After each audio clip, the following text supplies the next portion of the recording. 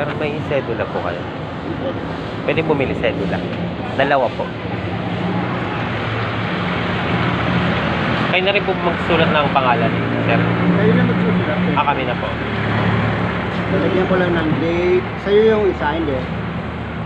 Dalawa po sa ano ko po yung kapatid at saka sa bayaw ko. Magkano po isang sedula po? 50 isa. 50 po. Kahapon ay 20 na. Kapag hapon, depende po. Kasi ng Saturday holiday sa issue. Kahapon natin Opo. Pero po saan po naka-location po? Manila. Manila talaga. Pero tinatanggap po yung sa hospital. Pwede. Ikaw Maynila parehas, hindi? Po? Ikaw Maynila parehas ang atin, hindi? Opo, Manila rin po parehas po. Lalagyan ko lang. Kasi po kumuha din po yung taga Cavite na kasamahan din namin doon. Okay lang po ba yun? Okay. Sige po.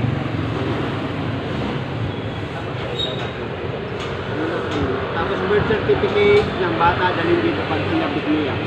Pag kinailangan po. Pag sinabit niya yan, ibibigay sa inyo yung birth certificate para inotarin. Dalhin mo lang dito.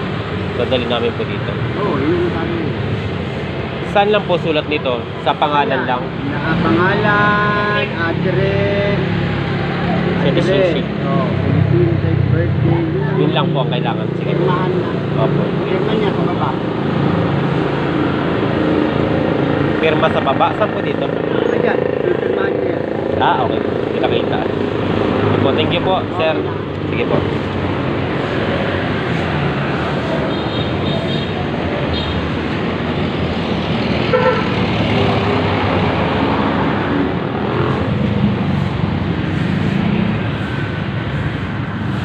Ayan nga, mga kahit ko. Sa mga kahit ko dyan na mga viewers natin dyan na yan. Nakita nyo naman guys, nakapili tayo ng dalawang ganyan na sedula. Hindi ko lang alam kung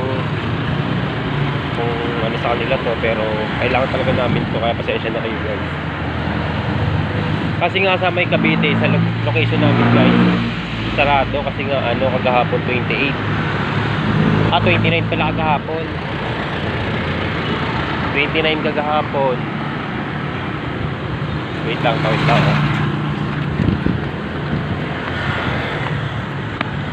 Guys, 29 kagahapon.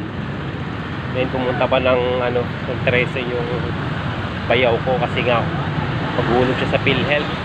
Sarado din na sa PhilHealth dito rin sa Maynila.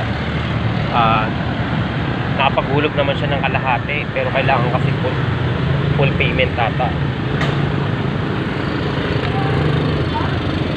Full payment ang kailangan, pero siguro i-accept na rin ng hospital yun sa Dr. Sir. Ayan. Bali condition yun kasi wala siyang napala sa 13. Dito pala siya makakapag-hulog. Ayan. Dito na rin tayo nakakuha. Ayan, kaya nga diba naghanap-hanap talaga ako dito kasi may napagtanungan ako na taga Cavite din, tapos kailangan niya rin ng sedula, pero nga sa barangay doon sa Cavite sa amin kumbaga wala din. Nakahingal, wala rin makuha kasi nga sarado, kasi nga na ngayon December 30. Then kailangan talaga namin makalabas bago magbagong taon, kaya sana man take man or hindi,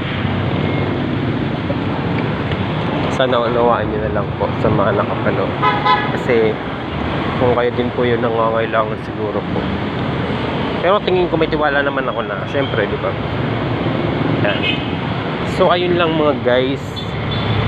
Ayan, advance Happy New Year na sa inyong lahat. Merry Christmas and Happy New Year, at mag-ingat po ang lahat. Yung sa mga nagpapaputok po, mag-ingat po kayo para wala pong aberya walang mga disgrasya sa pamilya nyo. Yun lang, maraming salamat. At dito kami sa Human, Manila. Bye bye.